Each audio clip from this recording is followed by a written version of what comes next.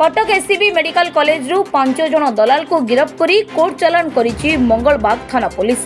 तेबे गिरफ्त होइतिबा दलाल माने एम्बुलेंस ड्राइवर भावे कार्य करुथबा बेले विभिन्न विभाग रु रोगी माननकु घरोई मेडिकल को स्थानांतरित करिथांती। गतकाली रातिरे पुलिस पक्षरु एही चढ़ाऊ कराजिबा सह एमानकु गिरफ्त करा जायतला। सबुठारु बड़ कथा हैला कि किछि ठिका संस्थार कर्मचारी आगुआ पुलिस चढ़ाऊ नै सतर्क हो जायतले।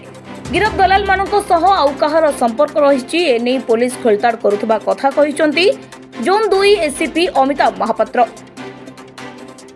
आज आमर स्पेशल ड्राइव थिला तेणु आमे प्राय काजुआलिटी आउटडोर पाखे आमर लोक को सिविल क्लॉथ प्लेन क्लॉथ रे आमे जगैथिलु एवं आज काजुआलिटी पाखरु आमे 5 जन ब्रोकर को धरिचु एवं 5 जन जाक चेष्टा करथिले विभिन्न नर्सिंग होम को पेशेंट मानन को पठेया पय।